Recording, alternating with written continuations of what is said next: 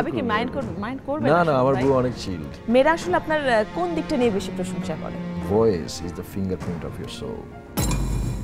সিনেমাটা মাসুদ রানা হয়ে ওঠে নাই। আন্তর্জাতিক অঙ্গন ও তুমুল জনপ্রিয় চরিত্রে দুর্দান্ত অভিনয়, বড় পর্দায় আপনাকে নিয়মিত পাচ্ছি না কেন?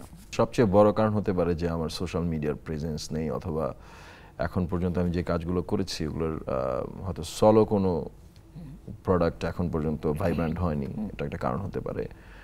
আর আরেকটা কারণ হতে পারে যে আমার কাছে যে কাজগুলো আসছে সেইগুলোতে আমি নিজেকে ফিট দেখি না, এই জন্য করা হয় না। এটা একটা খুবই বড় রিজন। ঢাকাটাকে যখন আমরা দেখলাম, ঠিক আছে আপনি কাজ করছেন, আমরা দেখলাম যে না আমাদের মিডিয়াতে একটা চমৎকার সুন্দর একটা ছেলে আসলো, সে অ্যাক্টিংও ভালো করে, দেখতেও সুন্দর, ফিটনেসও সুন্দর, সবাই দেখলাম। যখনই আপনার, আমি এই ছবিটা আমি হলে গিয়ে দেখেছি, আমি সেই জায়গা থেকে বলছি, যখনই আপনার সিনটা আসলো আর কি হল থেকে একটা হাইপ উঠলো, বিশেষ করে মেয়েরা আছে আর কি, মেয়েরাই বেশি। তো দেখা গেল তো আমাদের এক্সপেকটেশন ছিল যে না ঢাকা অ্যাটাকের পরে হয়তো এবিএম সুমনকে আমরা আরো ভালোভাবে পাবো, কিংবা মোটামুটি নিয়মিত হলেও পাবো, বছরে একটা দুইটা ছবি হয়তো আমরা পাবোই, কিন্তু সেটা আসলে হয়নি কেন? আসলে এটার পেছনের সবচেয়ে বড় কারণ আই থিঙ্ক আমার মার্কেটিং সাইডটাতে আমার মনোযোগ নেই। MR9 ছবিটার নাম।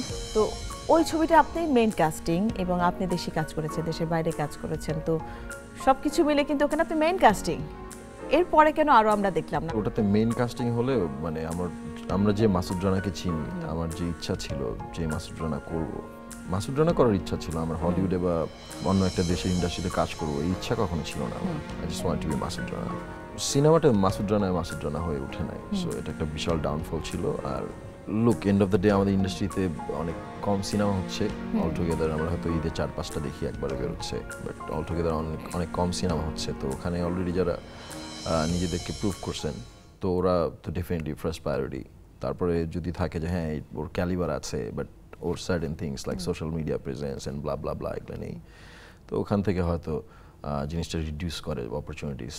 এই ছবিটা এত হাইপ তুললো, এত বিগ বাজেটের ছবি, দেশের বাইরে কাজ হয়েছে, শুটিং হয়েছে, অনেক কলাকুশলী তারা দেশের বাইরে ছিল, অনেক প্রযুক্তি ব্যবহার এখানে ছিল, হয়তো অনেক যেটা হয় কিনা কলাকুশলী যখন কাজ করেন হয়তো আমাদের অনেক সাপোর্ট লাগে, তো লজিস্টিক সাপোর্ট থেকে শুরু করে সব কিছুই এখানে খুব 100% ছিল, কিন্তু এক্সপেকটেশন অনুযায়ী কেন ছবিটা ফ্লপ হলো?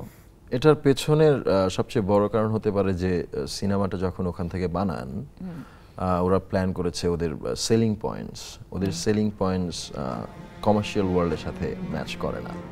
আর স্পেশালি যখন আপনি বাংলাদেশের একটা ক্যারেক্টার নিয়ে বাংলাদেশি দর্শক নিয়ে গ্যামলিং করবেন, সেখানে ডেফিনেটলি ওই সিনেমাটা বাংলায় হতে হবে।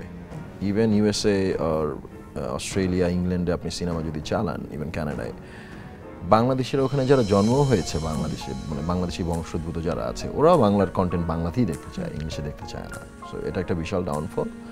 আর যেহেতু এটা বাংলাদেশি কন্টেন্টকে চিন্তা করে হলিউডের ওই জায়গাটাতে বানানো, তো ওইখানের দর্শকের কাছেও যেটা ছিল যে আমার এখানে কোন কোন কাস্ট আছে, তো এন্ড অফ দ্য ডে ওদের স্ট্র্যাটেজি ছিল অ্যাপে বিক্রি করা, এটা করা ওটা করা, যেটা এয়ারপ্লেনে লাইন্সে বিক্রি করা। সো দ্যাটস হাউ ওরা রিকাভারি অ্যান্ড প্লাস প্রফিটের জায়গায় চিন্তা করেছিল আই গেস। তো ওখান থেকে কাস্ট কে আছে এটা ইম্পর্টেন্ট। আর ওই চেইনটাতে ওরা শুধু হলিউডের মানুষকেই চেনে, আর কাউকেই চেনে না। তো ওনাদেরকে স্পেস দিতে মানে মাসুদ রানা ক্যারেক্টারটা অনেক বেশি কম্প্রোমাইজ হয়ে যায়। That's the game. এটা নিয়ে অনেক বিতর্ক হয়েছে, অনেক রকম সেই সময় লিখেছিল, আসলে সেটা তো নিঃসন্দেহে আপনার কোনো দোষ নেই, সেখানে স্ক্রিপ্ট রাইটার আছেন কিংবা পরিচালক যেভাবে। আমি 4 বছর নষ্ট করেছি এটার পেছনে, এটা হলো আমার লাইফের সবচেয়ে বড় কষ্ট, যে literally wasted 4 years for this. কিন্তু এই ঘরানার ছবিগুলো আসলে আমাদের দর্শক ওইভাবে নেয়নি, হয়তো বা ওই যে আবার বললাম যে আমাদের সাবকন্টিনেন্টের স্টোরির আমাদের মতো হতে হবে। ইভেন আপনি যে কোনো দেশে যান, ওই অঞ্চলের মানুষের, ওই কন্টিনেন্টের মানুষ, ওই দেশের মানুষের ওদের টেস্টের জায়গায় বিলং করতে হবে। আপনি এখন আফ্রিকাতে যে অস্ট্রেলিয়ান টেস্ট অথবা কোরিয়ান টেস্ট দিলে হবে না, তো না হবে না। আসলে যে দেশের, যে সাবকন্টিনেন্টের সেই দেশেরই টেস্ট থাকতে হবে, কারণ অত দর্শক আমরা হারাবো, এবং সেটাই হয়েছে আপনার ক্ষেত্রে। কিন্তু আপনি বললেন যে আপনি মার্কেটিং থেকে দূরে আছেন, এই ছবির মাধ্যমে কিন্তু আপনার একটা মার্কেটিং হয়ে গেছে, তো সেটাকে কেন ধরে রাখা হলো না?